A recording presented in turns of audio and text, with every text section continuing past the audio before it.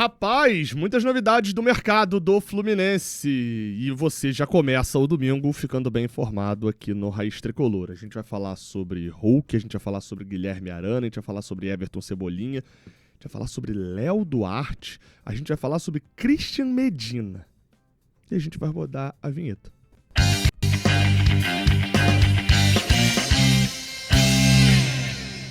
Eu sou o Gabriel Amaral, seja muito bem-vindo aqui ao Raiz Tricolor. Não se esquece de deixar um like aqui embaixo, de se inscrever aqui no canal. E vamos embora já para a primeira notícia. Bem, no final das contas, a negociação com Cebolinha não durou muito tempo, né? Ou melhor, talvez tenha durado até muito tempo, considerando que a situação do Cebolinha já vem há muito tempo, inclusive até o Felipe Melo confirmou essa informação agora na última semana num vídeo falando que o Fluminense já tinha interesse no Cebolinha desde 2023, e já era sabido mesmo, a gente já vinha falando sobre isso, o Fluminense já tinha o Cebolinha como um desejo antigo. Mas a última informação é que o Fluminense entrou em contato com o staff do Cebolinha, até começou a iniciar ali uma negociação de uma maneira até interessante, mas a situação é que nos bastidores o Flamengo fechou as portas para uma venda imediata do Cebolinha, encerrando qualquer possibilidade do negócio antes mesmo que a negociação começasse. Essa informação foi dada pelo portal Saudações Tricolores, a matéria da Ana Clara Magalhães diz aqui. Diz que o Fluminense procurou a diretoria do Flamengo, mas o movimento configurou apenas como uma tradicional sondagem e que o objetivo era colher informações para saber se haveria uma margem de negociação ou não. No entanto, a resposta do Flamengo veio já de bate-pronto falando que não teria intenção de vender o atacante nesse momento e o considera parte importante do elenco. E aí, diante dessa negativa, o Fluminense sequer chegou a apresentar uma proposta oficial pelo atacante, tá? Então essa foi a situação do Everton Cebolinha. O Fluminense, como a gente já informou aqui há pelo menos 2 semanas, e essa informação segue valendo pelo menos até que eu tenha uma outra apuração, né? É que o Fluminense tem interesse em contratar um ponta desse tipo construtor de jogadas. O Fluminense tem 2 pontas rápidos, Canobi e Serna. O Fluminense tem ponta de drible, e aí, né, inclusive na segunda-feira eu vou dar um foco maior até na apuração das saídas de jogadores, mas a gente precisa falar que o Fluminense hoje no seu elenco tem Keno, Riquelme e Soteldo como pontas mais de drible, e Santi Moreno também, talvez entre nessa questão, não sei nem como é que o Santi Moreno joga no Fluminense, no momento ele joga de banco no Fluminense, né? Então você acaba tendo a necessidade desse ponta um pouco mais construtor, vaga aí que está aberta no Fluminense desde a saída do John Arias. O Cebolinha era um nome preferencial, já desejo antigo, não rolou. O Fluminense segue no mercado buscando um jogador dessa posição. A gente fala aqui, mas antes cara, deixa eu mostrar o boné maneiraço que eu tô aqui, boné do Casal 20, mas é um boné meio Casal 20, né, mas meio consciência negra também, né? Esse boné tem a venda lá na Fute Fanatics, cara, e esse tipo de lançamento, que não é um lançamento né, corriqueiro, ele é um lançamento mais sazonal, acaba e não vende mais. Então se você quer, cara, esse boné em homenagem ali ao Casal 20, com o teor ali também de falar sobre a consciência negra, que é o Recordar e Viver, né, o Assis acabou com você, pode pegar lá na Fute Fanatics. Tem muita coisa lá na Fute Fanatics de Fluminense, tá? Produto pra cacete. Usa o link que tá aqui na descrição e usa o cupom Jornada10 que você vai pegar produtos oficiais do Fluminense com um ótimo preço. Vamos lá, a gente segue falando aqui sobre possibilidades de contratação e a gente fala agora sobre Guilherme Arana. Meu amigo Guilherme Frossá deu a informação na noite desse sábado, falando que o Guilherme Arana está sim cada vez mais próximo de ser jogador do Fluminense. Como eu já venho falando aqui algumas vezes, a negociação entre a Arana e o Fluminense, mas como eu sei que a audiência é rotativa, né? Entre a Arana, Fluminense e Atlético Mineiro, ela está totalmente alinhada entre todos eles. É mais uma questão de formalidades agora, de confirmação, do que necessariamente algo a ser negociado. Então, Guilherme Arana, eu não vou cravar aqui dizendo que, né, que ele tá perto. Eu vou ficar aqui com o comentário do Vini lá no Twitter, que ele botou assim... Já é a 10ª notícia hoje que eu vejo que o Arana tá perto. Daqui a pouco Eu já tô beijando ele, nem percebi. Eu achei interessante. Mas enfim, a gente já vem falando aqui, mas sei que tem muita gente que pergunta. E agora é uma confirmação do lado de lá, né? A gente aqui já tinha falado do lado do Fluminense. E o Frossá é um cara que apura bem também. Então, Guilherme Arana é o famoso por micro detalhes. Se acabar o final de semana, me der dia 3, já 4 não tiver fechado, aí a gente começa a se preocupar. Mas por enquanto é algo normal. O que não é normal é você ter passado por esse vídeo aqui todo até agora e não ter deixado um like aqui embaixo. Isso não é normal, tá? Se inscrever também é muito importante e, claro, comentar aqui embaixo a sua opinião. Vamos lá, tá? Matéria da Itatiaia, falando em Atlético Mineiro, do Lucas Melo e do Henrique André, dizendo que o Atlético tomou uma decisão sobre o futuro do Hulk. Essa matéria saiu durante o sábado. Diz que me chama a atenção uma coisa já, tá? Porque tá assim, Atlético toma decisão sobre o futuro de Hulk. Aí, no subtítulo tá, ídolo atleticano tem contrato até o final da próxima temporada e vive em definição em Belo Horizonte. Então, vamos ver se a decisão foi definida ou foi indefinida. E aqui diz que o Atlético não pretende liberar o atacante Hulk para outro clube brasileiro. Com o futuro incerto no clube da próxima temporada, o Camisa 7 só deixará Belo Horizonte se for para defender uma equipe fora do país. A Itatiaia apurou nesse sábado que a diretoria atleticana, a princípio, não tem interesse em negociar ídolo com rivais da Série A do Campeonato Brasileiro e que o Hulk tem contrato e colocou a decisão nas mãos do clube numa entrevista, tá? E aí vamos lá. Coisas importantes, sempre para citar, sempre trabalhando aqui, falando que eu não conheço o Lucas Melo, o Henrique André eu conheço, é um jornalista que apura sobre Atlético há muito tempo, tá? Mas sempre destacando que o dono do Atlético Mineiro, o principal dono do Atlético Mineiro, o Rubens Menin, é dono da Rádio Itatiaia, é dono da Itatiaia. Então, o mínimo que se espera é que as informações... Não estou falando, novamente, não estou falando aqui que os jornalistas não investigam... Isso é para atleticano falar, eu não cuido dessa parte aí, não conheço. O meu ponto é, o mínimo que se espera é que as informações sobre decisões tomadas pelo próprio Atlético Mineiro estejam 100% corretas, né? É o mínimo que eu espero, assim, quando eu leio um portal. Pô, se como eu falei antes... Quer dizer, eu não falei dessa vez, mas, por exemplo, o Saudações Tricolores é um site que pertence, ou pelo menos pertencia até o ano passado lá no CNPJ, etc. E sempre foi de um funcionário da comunicação do Fluminense. Então, assim, o mínimo que eu espero quando leio uma matéria dizendo que o Fluminense tomou tal decisão, o Fluminense fez tal coisa, é que essa parte esteja 100% correta. Então, aqui está dizendo que o Atlético não pretende liberar.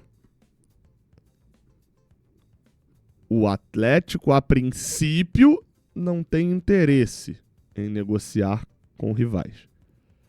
Isso pode significar para alguns acabou, o Atlético, beleza, o Atlético não vai liberar o Hulk pro Fluminense, então acabou, apito final ele vai para fora.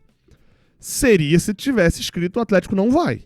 O Atlético não pretende, me passa a impressão, e eu não consegui apurar com o Atlético coisas sobre o Hulk, me passa a impressão de que o Atlético gostaria que o Hulk escolhesse outro lugar para jogar, mas que não vai barrar.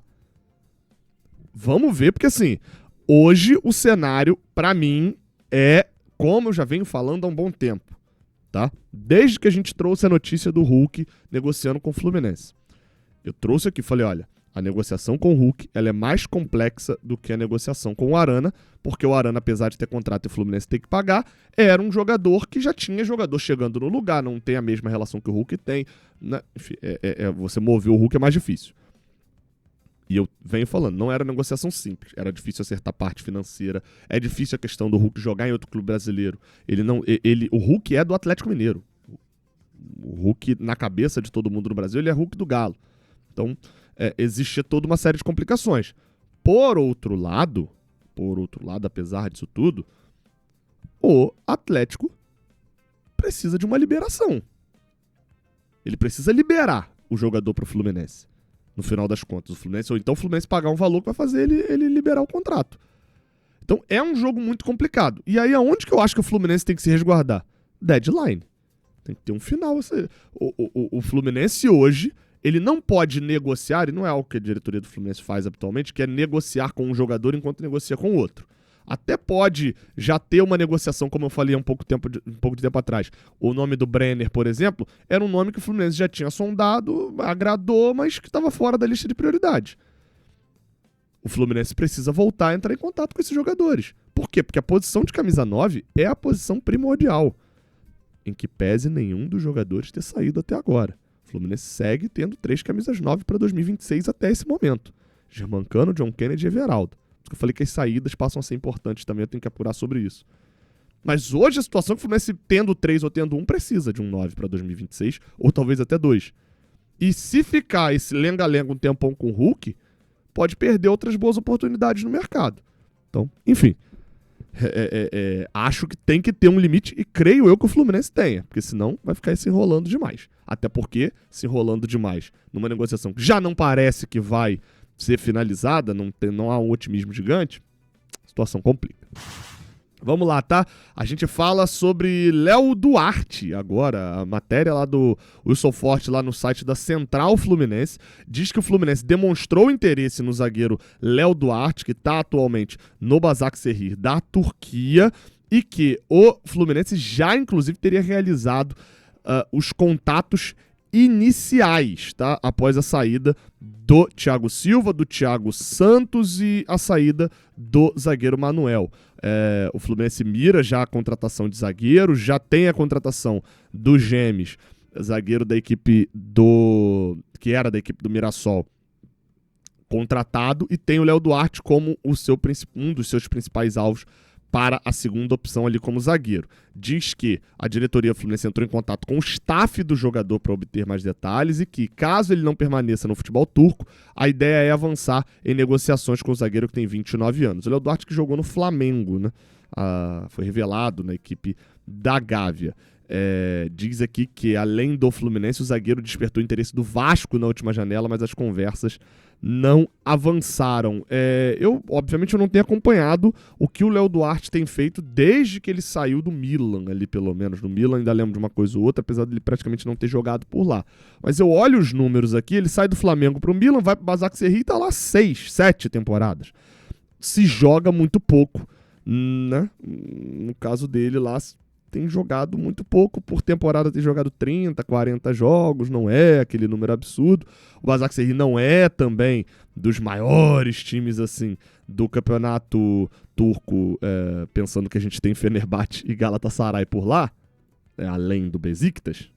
A situação por lá é a seguinte: ele tem contrato com o Başakşehir até o meio do ano de 26, então nesse momento ele já pode assinar um pré-contrato, tá? Ele tentaria a liberação para voltar agora já em janeiro. A situação com o Vasco foi principalmente porque o Başakşehir não quis liberar ele antecipadamente. Então isso, na época, o Vasco acabou indo buscar os nomes do Robert Renan e do Cuesta, a dupla de zaga que acabou sendo titular na reta final do ano. O Léo Duarte quer voltar para o Brasil, mas tem 6 meses de contrato, é zagueiro, joga há bastante tempo fora do Brasil.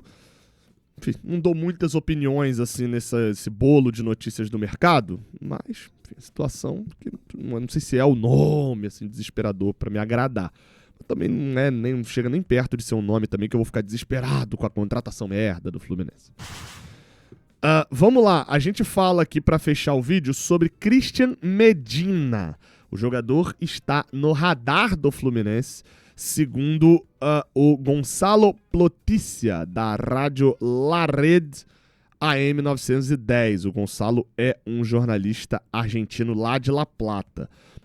Bem, a informação é a seguinte: o jogador negociava com o Botafogo, tá? E o Medina... Aliás, perdão, vamos lá, de novo. Alguns jogadores que negociavam com o Botafogo, a informação lá do canal do Medeiros, do Botafogo, alguns jogadores que negociavam com o Botafogo, com o Anselmi, chegando por lá, o novo treinador, foram descartados, e o Medina foi aprovado pelo novo treinador, e o Botafogo vai em cima dele. Só que existe concorrência, e a concorrência uma das concorrências, né, é do Fluminense, tá? E o jogador, segundo o João Pedro Hansen, que também apura ali sobre o Botafogo, é visto pelo Christian Medina e pelos seus empresários como um clube mais confiável do que o Botafogo. E um dos fatores disso seria o fato do Fluminense estar já na Libertadores. O Botafogo está só na pré-Libertadores. Eu acho difícil que, para você chamar um time de confiável, você só fale só de pré e, né, Libertadores. O cenário financeiro do Fluminense, o cenário político do Fluminense, o cenário, na prática, o Fluminense hoje é um clube mais confiável do que o Botafogo. O Botafogo pode ter mais dinheiro de investimento em alguma situação ou outra, o Botafogo pode ter qualquer coisa. A questão é que é um clube pouco confiável, tem um futuro muito conturbado, assim. O Fluminense talvez não seja um futuro tão nobre, sem a SAF e etc, endinheirado, mas é um time que vem, né, se mostrando confiável. O Medina, talvez você se lembre dele porque ele foi titular contra o Fluminense ele foi titular, ele jogou aquela final, ele é titular ali ao lado no meio de campo, e ele que dá assistência pro Advíncula na final da Libertadores de 2023, tá? Ele joga ali no meio de campo da equipe do Boca Juniors. Depois de um tempo até fiz um modo carreira ali com Boca Juniors no FIFA. Era um meio de campo que se tinha muita expectativa sobre ele, de fato. Ele acaba saindo do Boca e indo para o Estudiantes, tem 23 anos, é um jogador muito jovem, que se tem, como eu falei, uma expectativa. É um volante, não é primeiro volante, é um meia central. Enfim, então é o tipo de jogador que eu acho que eu já queria lá atrás. Lá em 2023 já me interessava, eu achava que não era possível ir buscar um jogador desse, porque eu achava que ele arrumaria para a Europa. Não acompanhei o último ano dele no Estudiantes, então não posso afirmar. Mas sempre me pareceu, né, lá de trás, um jogador interessante. O Fluminense, segundo o Vitor Lessa, tem interesse em um volante alto, tá? Um camisa 5, alto, forte fisicamente. Esse é um dos desejos do Fluminense para a temporada. Eu confesso que eu olho para essa situação assim de camisa 5, alto, forte fisicamente, e eu fico pensando e olhando e falando, cara, vamos lá. Tá bom. A gente não tem um tal de Facundo Bernal? E aí, né?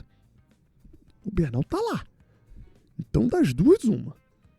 Ou o Bernal já tá com a proposta na mão, tá com o passaporte na mão, rumando pro Bet, ou então a avaliação de mais um treinador sobre Facundo Bernal é de que até serve pra estar no grupo, mas não serve pra ser titular.